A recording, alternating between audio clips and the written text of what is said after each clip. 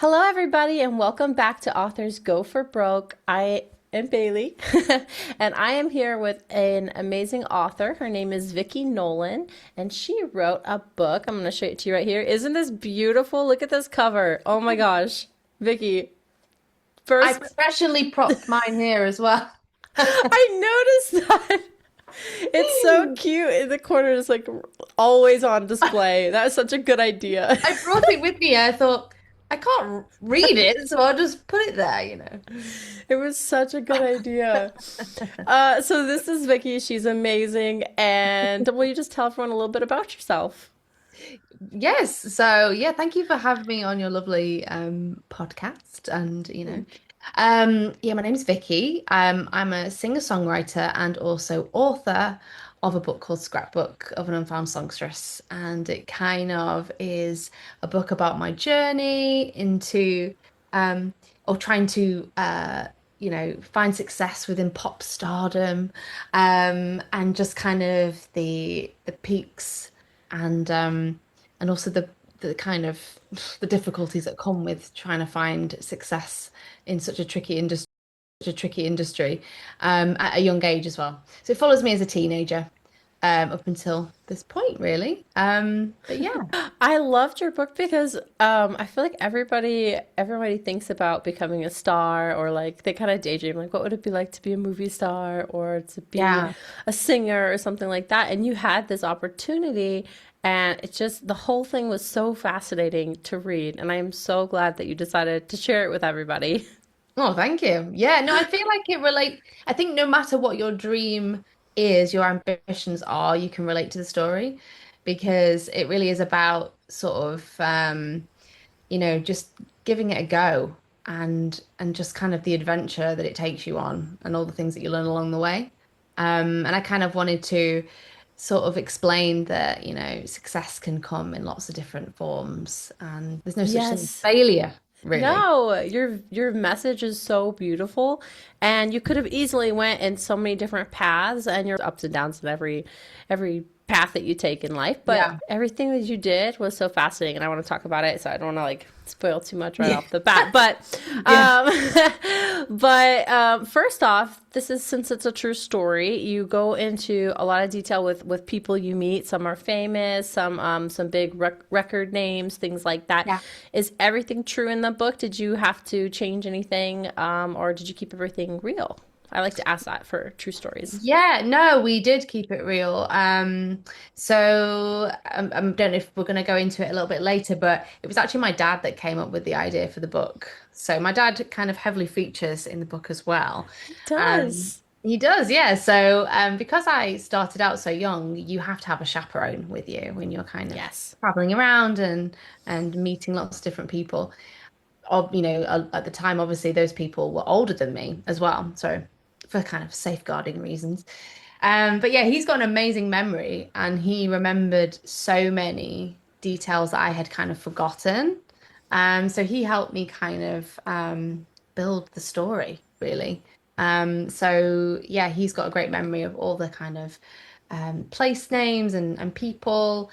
And we decided quite early on that we had to kind of keep it 100% real. And also, there's no shame in kind of naming the characters either because they exist and they're real people and they're great people as well. So, and Yeah. everything that we talk about happened as well. So, yeah, that was So that's important. another reason why I think it's really fun for people to buy your book and read it is because you are talking about real people that we all hear about and we know about, and so it's super extra fun. Yeah, yeah, definitely. I love that you and your dad decided to do that together. He is, like you said, he's in the book often. He's Mhm. going through all of this as a protector, as a father, as a grown up, and you're going Yeah. through it at 16. So the hmm things that you're thinking about and you notice would be way different than him. And so putting it all together, that'd be a really fun project to do with your dad. Definitely. Yeah, and exactly what you just said. He's seeing it from a completely different point of view. And as much as I couldn't remember the details that he remembered in terms of time and place and just random things, like he'll remember the names of the hotels we stayed in and the road that it was on and all that sort of stuff. I remember how I felt. I remember, kind of the emotional side, the conversations that I had obviously with people and just the details of everything. I felt like my intro was a bit kind of wishy-washy, but it is about explaining the stories behind my music as well. Because often the stories behind how the songs came about were probably even more interesting than the songs themselves. So that's also part of the story. And kind of it's in a scrapbook style. So the story is laid almost like a diary of different entries of different occurrences and, like I say, different characters. There's like lyrics in there intertwined within the story that kind of coincide with the music that I was writing at the time and stuff like that. So it's kind of a real mishmash of everything, which kind of keeps it fun and keeps the pace going in the story, I hope so. Yes, and it keeps it unique. I really like that. I liked that. I really felt like I was going on the journey with you because of the scrapbook Yeah. style. So Yeah. it's like, even the cover, you have it kind of scrapbooky, which is really fun, which I Yeah. love. And then, yeah, and the inside, yeah, you're kind of going through your story. And then right when there's like a big moment, there's the words and then there's song lyrics and things like that. And so it's like, and then also there's some text messages you put in like in text Yeah. form.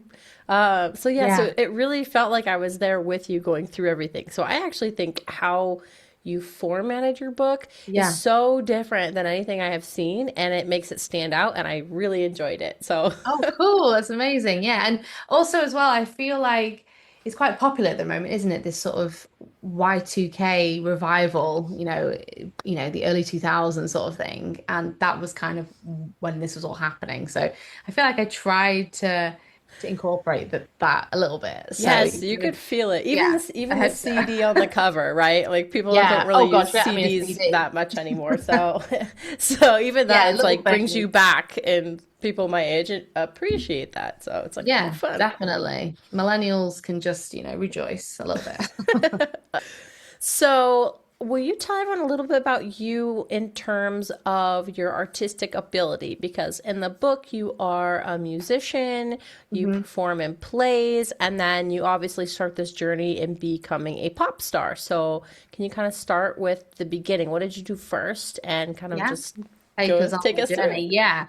So I've always sang from a really young age, always passionate about music, and kind of live in a little small rural village, and my world was kind of small. And then as I kind of got a bit bigger, I realized that, oh, singing is a thing. Like you can actually do more of this. So I just wanted to find more and more ways to do it. So I started doing singing lessons, and then I did little competitions, and then I did exams, like classical training sort of exams. And then I would do charity shows, and and then yeah, one of my singing teachers knew a manager, and she was like, "Oh yeah, I should really kind of connect you together or whatever." And just sort of just doing more things. I think I went on. I say I think I know. Oh, I and real quick, explained in the book. what kind of manager was I? Just ask it. Was it a Like manager a music first, just for manager. singing, just to, and you were pretty Yes. young though, so it's like Yeah. to get you recorded, or would it be to like get you into like commercial? Like, what would a manager do at that age? A manager really would be getting you in front of the right people. So they would Okay. have a manager would have the connections to, the industry people. Like I say, it's such a different time now, isn't it? You can do everything yourself, really. But back then it was all this mystery, people behind boardroom doors and it was just hard to find names even of people. So yeah, but I just wanted to do more and more singing, and I just kept saying yes, like okay, I'll do that, I'll do this. I did like a TV show, and I did a bit of theatre and all this sort of stuff, and then suddenly I'm like being offered record deals, and it was just like what? Um, and I felt like I didn't really grow at the pace that these opportunities were coming at me. Um, and yeah, so I kind of go through that in the book, this kind of, me evolving from, a young teenager into a young woman. And this isn't a spoiler, but basically the story takes a big turn because I suddenly then get sued by my manager. And so the dream very quickly starts to take a nosedive. Yeah, and so I'm Yes. kind of forced to grow up really quickly and kind of reevaluate, I suppose, what I wanted. And so that kind of changed my perception of, yeah, kind of, yeah, it took the shine off the singing, basically. Of course, especially being like 16, a young teen, trying to hmm figure everything out. Your manager, you would feel like someone who's on your side, who should be on your Yeah, team, and to have them sue you, that is obviously just terrifying. Having to go in court, like the whole thing would be so yeah, scary. definitely. And at any age, if you sent me to court, I would be probably Absolutely. shaking. Like I'd be like, Yeah, "What is going on?" So yeah, that would take the fun out of it. I could absolutely see that happening. yeah, yeah, It's such a definitely. shame. That's It such a was a shame. shame. I mean, it's a story in itself, and I came through the other side. But yeah, that's basically the kind of book in a nutshell. But as I'm trying to kind of get through this, court case, which took 2 years, I obviously continue on with what I was doing, and there's obviously lots of characters that I meet along the way, really big characters that are very fun and interesting. And then, yeah, I kind of am growing with all that and trying to make sense of what it is that I even want to do anymore. So yeah, it's a kind of a story of reinvention, really, I suppose. And that's why I think it will relate to a lot of people because we all can reinvent ourselves really whenever we want. Yes. And Yes. yeah, so And the things they're like they're tiny moments in your book where I just felt the emotion. I'm trying to think of like I don't want to spoil anything too much, but there's this yeah, moment where you're going on the red carpet with your dad. yeah, And that whole thing, that whole moment where so basically you had to go down the red carpet and you're with your dad yeah, who's chaperoning you and yeah, you get to the door and you want to get in and they deny you, or they don't yes. have your name, so you actually have to turn around and walk back through the red carpet and like Oh yes. leave. And I felt the embarrassment, like I'm feeling it right now, my cheeks are getting red. I was just like, oh my gosh, because like that would be, I feel like that's like people's nightmares, is like Yeah. you're in spotlight, you're in the fame, and like Oh, you're just trying to and keep up appearances. I'm trying to blend in here. and you're so young, like you said, you're like, if you're older, maybe you'd be like, okay, whatever, I don't really care. But Yeah, especially being, a young teen, those things matter. And so that would have been just like definitely. mortifying. So there are certain things that happen in the book, where some good, some bad, where I just really loved the realness of it, because I felt it all the way through. I really Yeah. felt like I was going there with you, which is really fun. Oh, yeah, that's So good to know. I mean, the thing is as well, mentioning my dad on the red carpet, also another layer to the story is my relationship with my dad and also my family. And I think that, again, another theme, I see it with other people that I know, that when you have like a childhood hobby or passion and the people around you love you so much, really want it for you, you feel like you owe them something too. And so you're trying to fulfill the expectations of your own kind of, hopes and wishes, but then you're like, oh my God, I can't let my dad down, and then he's yeah. stressed because he wants the best. It's like a weird, dynamic of everything, and it definitely puts pressure on everybody just because everyone cares so much about each other, but it's just that, yeah, it's a strange thing. I feel like you were so lucky for that, because there's so many young stars right now that are like, we're getting documentaries, things are going back in time, and they're like, they didn't have anyone in their corner. So it's actually Yeah. fantastic that your parents were that Yeah. supportive and did like protect you during that journey. I think that's Yeah. really, really great of them to like keep you safe and stuff. I think that's Yeah. it's Yeah, important. definitely. Yeah, no, I was very lucky. I love that. Now, do you play your own instruments, like, or do you just like to sing? I just like to sing. I'm a very impatient person. I tried to learn guitar when I was really young, and I was like, "Ugh, no, it's just too much work. I just want to sing. I just want to sing. But yeah, I really should, but I don't have the patience really. Now, it's true, you have to learn how to read music and you have to like Yeah, pick your instrument and stuff like that. So, yeah. um, But I mean, what it's great to be able to know an instrument as well. But I think I've always just really enjoyed singing. That's my And excuse. that's completely okay. You don't have to have an excuse. It's you don't have to be like a Taylor Swift up with a guitar on a stool. Like you Oh don't have God, yeah, no, to. I'd love that, but yeah. Yeah, no, it's okay to have your band back you. Yeah, they can do that. Totally. That's Yeah, that's your that's job. their job. Yeah.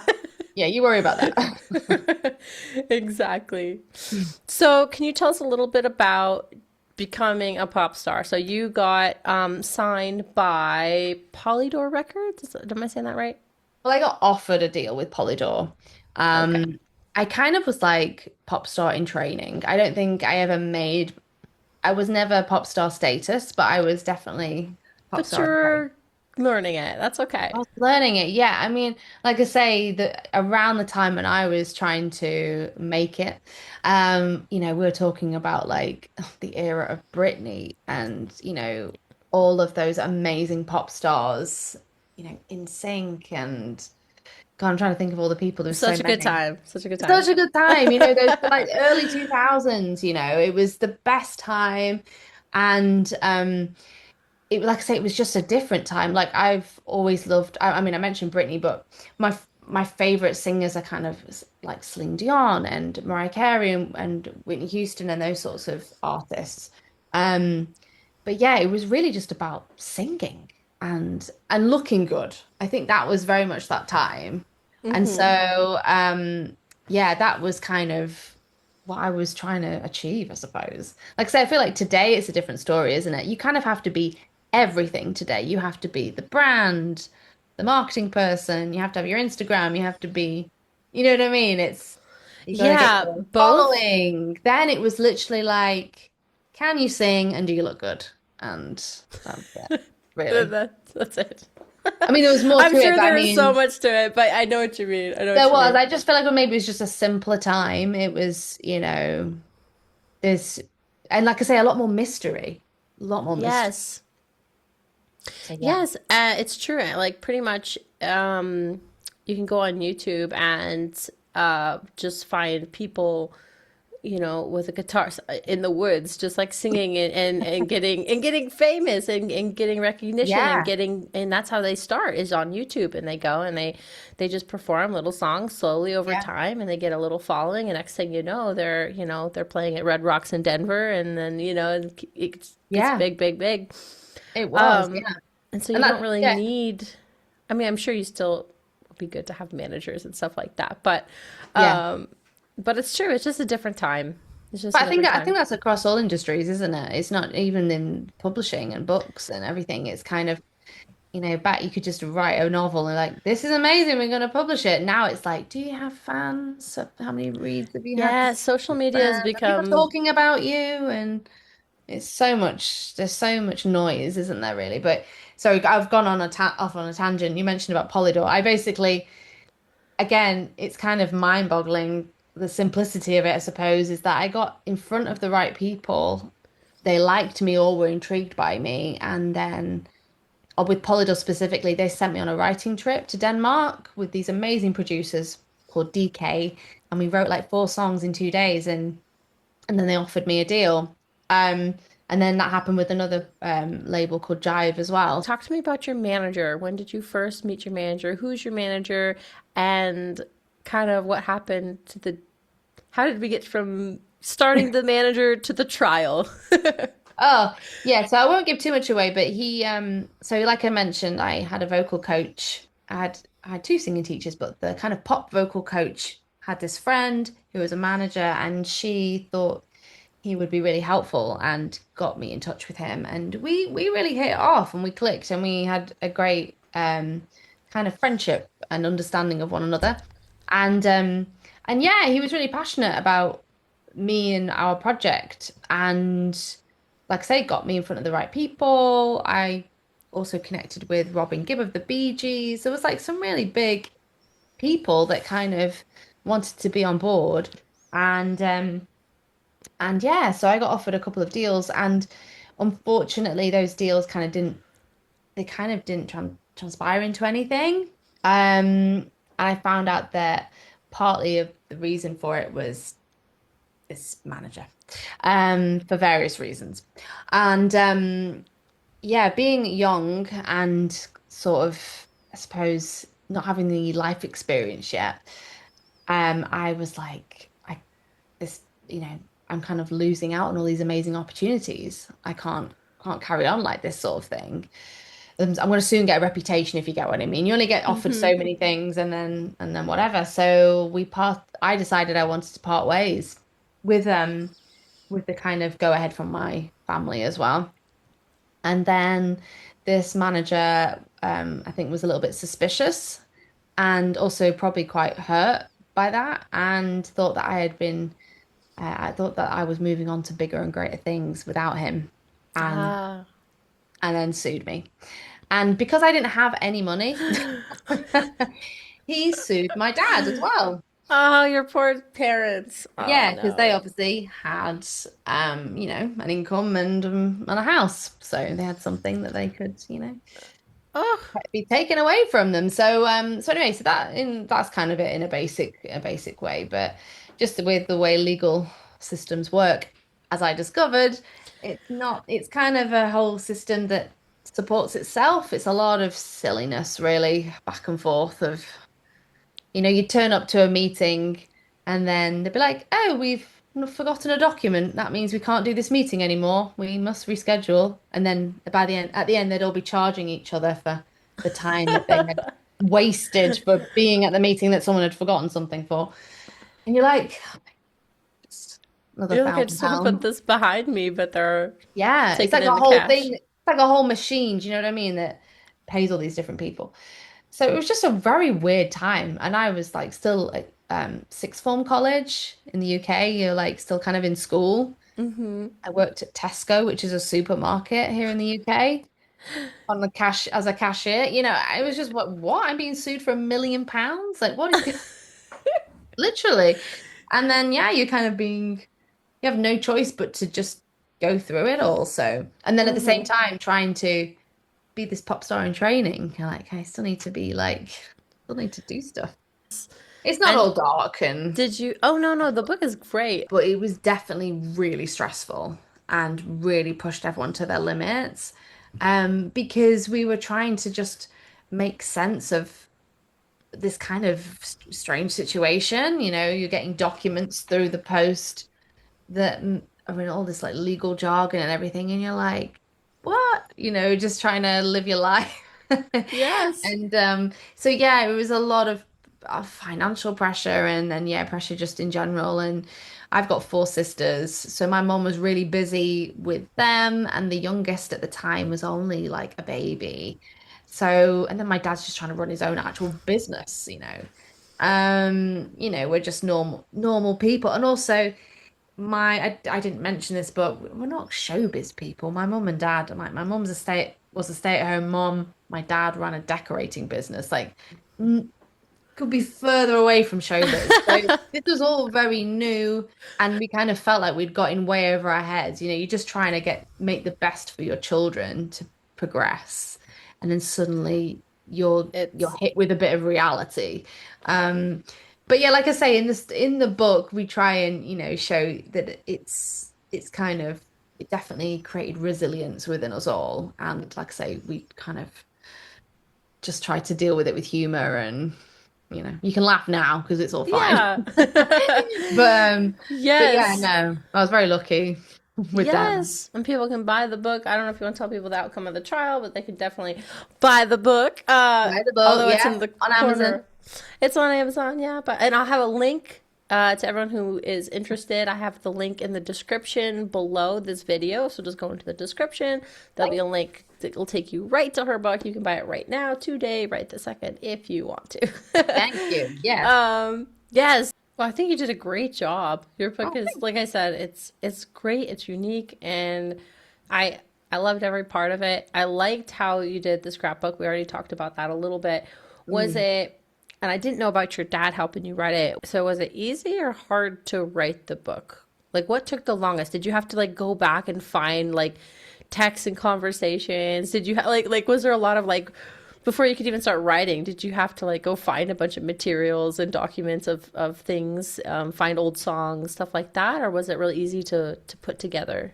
Yeah, I mean, a little bit like obviously it's called Scrapbook of an Unfound Songstress, but it kind of came together a bit like a scrapbook, strangely. My dad, aside from remembering so much, he kind of created I suppose, like the skeleton, the kind of the bare bones of the story. He had a bit of a vision. He was like, I really think you should talk about, this, and I think you should mention that, and obviously I kind of like brought it all together. Right. And but he was, yeah, I can't explain it. I suppose, not really motivated to tell the story. It was him that was like, come on, you've got so much to share, and you you can't just kind of keep it to yourself, sort of thing. You've got so much to kind of give, and then also along with the songs. Um, and so yeah, he kind of inspired me to kind of dig it all up again, really, I suppose. And you're like, oh God, yeah, that is quite funny, and that is an interesting take on whatever. But yeah, no, it just kind of came organically, really, from that way. Yeah. That's It really- great then. Was it therapeutic in some ways? Like were there things that you kind of yeah. were like, I don't really want to think about that right now, and then you're like, oh, it wasn't as bad now that you're like it's like, oh, that is kind of funny, or like did you have different outlooks on it looking back? Yeah, definitely. Yeah, I think that it is funny when you write it down. It's a different thing to saying out loud, isn't it? Seeing the words, you're like, oh yeah, that is a thing, or I do feel differently about that now, or whatever. But yeah, no, it was definitely cathartic, and you make peace with things a little bit, actually. Like I say, when you actually write something down. I've never really journaled before or anything like that. So that was kind of my first sort of experience of really saying how I felt that wasn't a song. So yeah, it was great. But yeah, like I say, my dad definitely had the vision, and then once he sold it to me, I was like, yeah, I get it. I get now what we're trying to achieve here. So, but yeah. And so for you, for what are you doing today with your music? I know you have music available. Will you tell everyone like where they can hear your music? You're on social media. You have a great TikTok presence. That's actually how I found you. And I love all your videos. But yeah, tell me just a little bit about your music journey right now and like and everything like that. Yeah. So I mean, my music journey is a little bit in a different place, I suppose. So I'm a mum of three small children, and I'm really, really enjoying that right now for me. So, but kind of going alongside, parenthood or motherhood, I am a sort of a performer. Singing at weddings and parties and events and corporate things and all that sort of stuff. And I just really enjoy performing at the moment. So, and not necessarily my own songs. So I'm just really enjoying that. But yes, I do online have like my own bits and bobs floating around. But mostly I'm just kind of enjoying performing, really. It's nice. It's kind of not a nice break, but it's kind of refreshing that I'm not pushing anything other than just enjoying performing. So Yeah, you definitely. have a phenomenal voice. I've listened to you. It's so good. You're Oh, so thank good. you. I know Thank you you. probably do amazing at the weddings. Oh And yeah, I'm a hit at the weddings. They like my you would be. You're adorable. You're adorable. You wrote a book. I wedding. mean, you Good. have three beautiful children. You are living a fantastic life. And I'm just so glad you gave me a few minutes of your time to come here on my show. Oh my God, no, thank you for having me. Yeah, no, it's great to talk about it. And yeah, I feel like there's so much to say, and he's just trying to like getting used to saying it. Yes. Well, spread your wings, do what you want to do. Don't listen to anybody else because you're living a fantastic life. Just Thank you, keep Bailey. being cool. You're just so cool. Oh, thanks, You're talking Bailey. about Oh, you've made my these. day. I'm cool again. You are. I love it. So, anyway, this is your book. Okay. Here we are. Thank you. It is in the descriptions. Yeah, it's in the descriptions below. If you guys want to get it right now, you can support this amazing author, this amazing singer, this amazing woman. And thank you so much for coming here with me today and talking with me. It has been an absolute pleasure, and I'm so excited that you did this. So thank you. Oh, thank you, Bailey. I really appreciate it. Thanks for having me. Okay. Have a wonderful evening. Hey, bye. Bye.